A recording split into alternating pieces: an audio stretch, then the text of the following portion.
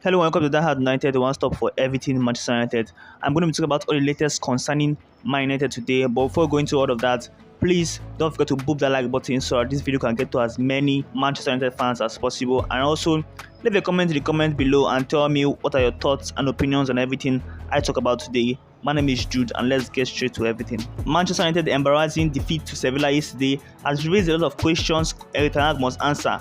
Ten Hag is preparing to oversee a massive overhaul of Manchester United this summer with features of up to 15 players in doubt. Harry Maguire, Victor Lindelof and Anthony Martial are among the most high-profile names who could be shown the exit door in Ten Hag's planned overhaul. Egbayi, Alex Telles, who have been on loan at Marseille and Sevilla respectively this season, are surplus to requirements. Phil Jones and Axel Tuanzebe are both due to leave when their contract expires at the end of this season. Goalkeeper Dean Henderson, who is on loan at Nottingham Forest, could head the departures of a number of homegrown players. Since academy players would represent pure profits because they weren't bought for big money, it is thought that United are thinking of who they could offload, just the way they sold James Garner to Everton for around £50 million last summer. Anthony Elanga and Bernard Williams both have been mostly bench players under Ten Hag this season and could be sold this summer. Scott McTominay has been a valuable squad player for Ten Hag and is not on a list of players the club are proactively looking to sell, but his situation could change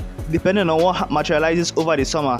Newcastle are among clubs known to be interested in the Scottish international, and Ten Hag may consider a sensible offer as being too good to turn down if it provides funds to reinvest in a midfield upgrade. With Ten Hag desperate to strengthen his attack and defense, there have been doubts whether the club can afford to invest in a new goalkeeper, but Ten Hag wants a number one who is better with his feet. United have been in talks with David De Gea about a new deal on a reduced terms from his existing 375,000 a week wages. That's massive.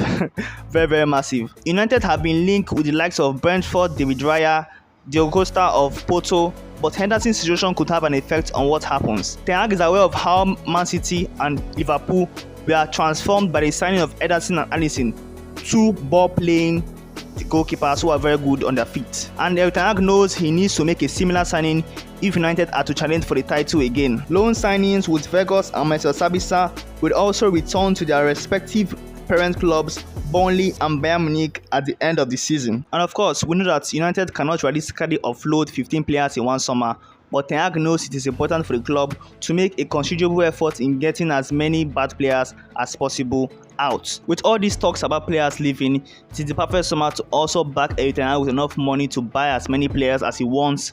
Right now, we need a new goalkeeper, centre back, two midfielders if possible, and a world-class striker to bang in goals every game.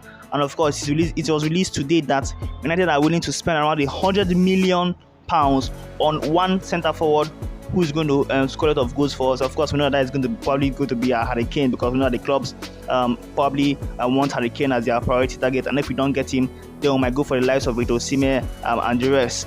But with so much uncertainty around the ownership of the club, we are still massively hindered. The deadline for the third and final bid for both minority and majority sale of the club is at the end of April.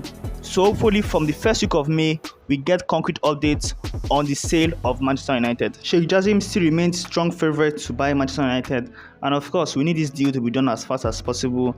And I don't really have a preference. It could be Jim Ratcliffe, it could be Sheikh Jassim. I just need the richest between both of them to buy the club, and it's obvious that Sheikh Jassim is the richer one between him and Jim Ratcliffe. Jim Ratcliffe is bringing money to buy the club. Sheikh Jassim is going to buy the club outrightly and clear the debt. Meanwhile, with Sir Jim Ratcliffe, the debt still remains. We're in the 18th year of the Glazers' reign, and hopefully they leave as soon as possible.